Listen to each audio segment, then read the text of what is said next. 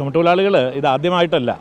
കഴിഞ്ഞ ലോകകപ്പ് വേളയിലും 2022 നവംബർ മാസത്തിൽ ഞങ്ങളിതുപോലെ, അത് കുറച്ചുകൂടെ വിപുലമായിട്ടുള്ളൊരു പരിപാടിയായിരുന്നു.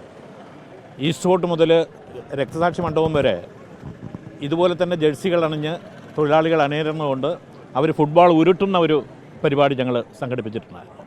ഇതെല്ലാം തന്നെ മദ്യത്തിനും മയക്കുമരുന്നിനും എതിരായിട്ടുള്ളൊരു സന്ദേശം സമൂഹത്തിൽ കൊടുക്കുക. ഇപ്പോൾ ചുമട്ടുതൊഴിലാളികൾ പഴയ ചുമട്ടുതൊഴിലാളികളല്ല, പുതിയ തലമുറ ഒരുപാട് ചെറുപ്പക്കാരുടെ ഒരു സങ്കേതമായിട്ട് ചുമട്ടുതൊഴിലാളികളുടെ സങ്കേതം മാറിയിട്ടുണ്ട്. അപ്പോൾ അവർ ഈ ഫുട്ബോളിനോട്, കാൽപന്ത് കളിയോട് വല്ലാത്ത ആവേശമുള്ള ആളുകളാണ്.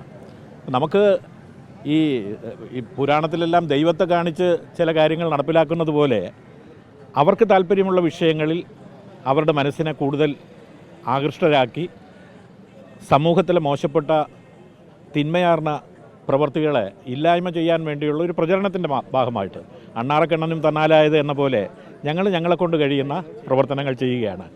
ഞങ്ങൾ തന്നെ രൂപീകരിച്ചിട്ടുള്ള തിരുവനന്തപുരം ജില്ലയിൽ കെ അനിരുദ്ധൻ്റെ പേരിലൊരു ബ്ലൂ ബ്രിഗേഡ് എന്ന് പറയുന്നൊരു സംഘടന ഞങ്ങൾ രൂപീകരിച്ചിട്ടുണ്ട്. ആ സംഘടന സ്റ്റേറ്റിലാകെ തന്നെ റെഡ് ബ്രിഗേഡ് എന്ന പേരിലാണ് അറിയപ്പെടുന്നത്.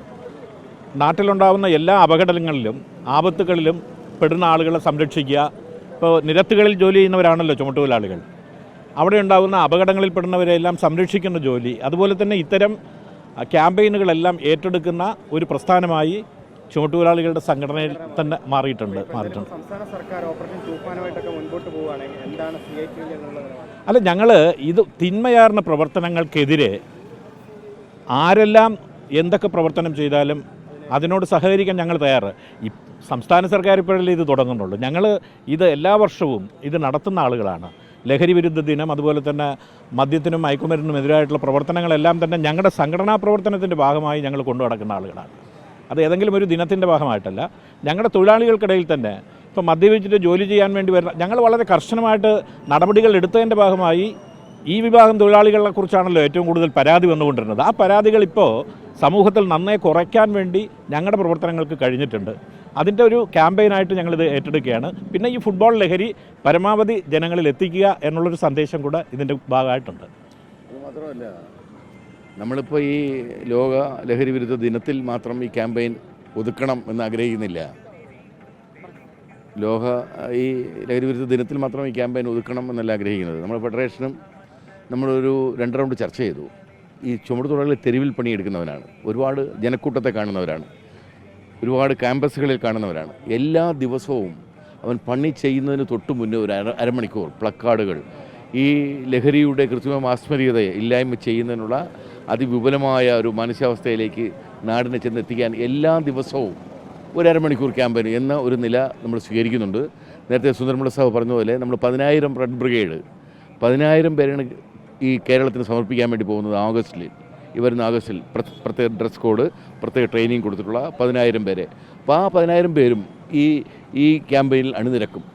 ഒരു മാതൃകയാവുകയാണ് കേരളത്തിലെ ചുമട്ടുതൊഴിലാളി എല്ലാ കാര്യങ്ങളിലും. അത് നമ്മൾ ഇപ്പോൾ COVID-19 കാലത്തിൽ ഒറ്റാളും പട്ടിണിയിടുന്നില്ല. ചുമട്ടുതൊഴിലാളികളാണ് കൃത്യമായ ഒരു ഉത്തരവാദിത്വവും നമ്മളടക്കമുള്ള നേതൃത്വവും ഒരാളും പട്ടിണിയിടക്കാതിരിക്കുക ജീവൻ പണയപ്പെടുത്തി നടത്തിയിട്ടുള്ള. പക്ഷേ അതിനൊന്നും വലിയ സ്വീകാര്യത കിട്ടുന്നില്ല. പ്രമാണിമാർ നടത്തുന്ന കാര്യങ്ങൾക്കാണ് പാവപ്പെട്ട ചുമട്ടുതൊഴിലാളികളെ ആരും സ്വീകരിക്കുന്നില്ല. അപ്പോൾ അതുകൊണ്ട് തന്നെ നമ്മൾ സമൂഹത്തിൽ ചുമട്ടുതൊഴിലാളികളുടെ ഇന്നത്തെ സുന്ദരമുള്ള സാഹു പറഞ്ഞ പോലെ ചുമട്ടുതൊഴിലാളികളുടെ ഇടയിൽ പണ്ട് എന്തായിരുന്നു അഭിപ്രായം, ഇപ്പോൾ അതെല്ലാം നന്നായി മാറിയിട്ടുണ്ട്. അവൻ നല്ല കുടുംബം നോക്കുന്നവൻ, സമൂഹത്തിൽ ഇടപെടുന്നവൻ, അതുപോലെ തന്നെ എല്ലാ വിഷയങ്ങളിലും അത്യാവശ്യം പൊതുബോധമുള്ളവരായും വളർന്നു വന്നിട്ടുള്ള തൊഴിലാളി. ആ എഫർട്ട്, ആ ഉള്ളടക്കം മുഴുവൻ നമുക്ക് സമൂഹത്തിന്, നാടിന് പ്രയോജനപ്പെടുത്തണമെന്നാണ് ഇപ്പോൾ ഈ ഹെഡ് ലോഡിൻ്റെ ഫെഡറേഷൻ ആഗ്രഹിക്കുന്നത്. ഞങ്ങൾക്ക് സമൂഹത്തോട് ഒരു അഭ്യർത്ഥനയോട് നൽകാനുള്ളത്, ഇപ്പോൾ ഞങ്ങളെക്കുറിച്ച് ഒരുപാട് വിമർശനങ്ങൾ പത്രങ്ങളും മാധ്യമങ്ങളും എല്ലാം പ്രചരിപ്പിക്കുന്നുണ്ട്. ഞങ്ങൾക്കതിൽ വിഷമമില്ല. ഞങ്ങൾ തെറ്റ് ചെയ്തിട്ടുണ്ടെങ്കിൽ ആ തെറ്റ് ചൂണ്ടിക്കാണിക്കാൻ നിങ്ങൾക്കെല്ലാം ബാധ്യതയുണ്ട്, നിങ്ങൾക്കെല്ലാം അധികാരമുണ്ട്. അതുപോലെ തന്നെ ഞങ്ങൾ ഏറ്റെടുക്കുന്ന ഈ നന്മയാർന്ന പ്രവർത്തനങ്ങൾ കൂടി ഞങ്ങളെ ജനങ്ങളിലെത്തിക്കാനും ഞങ്ങളെ ചേർത്ത് നിർത്താനും ശ്രമിക്കണം എന്നുള്ളൊരു അഭ്യർത്ഥന കൂടെ ഞങ്ങൾക്കുണ്ട്.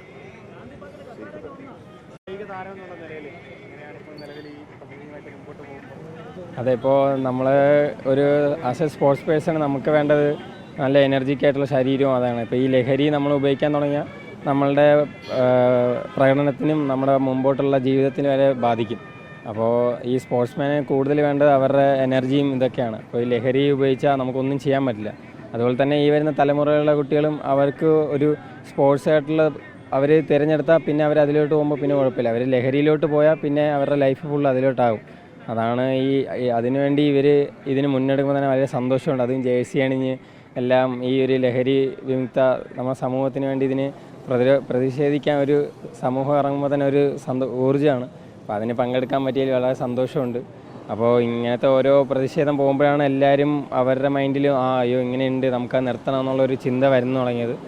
അപ്പോൾ അതിനായിട്ടുള്ളൊരു പ്രതിഷേധം നമ്മളെല്ലാം നല്ലപടിയായിട്ട് മുമ്പോട്ട് പോകാനാണ് ഒരുങ്ങിയത്.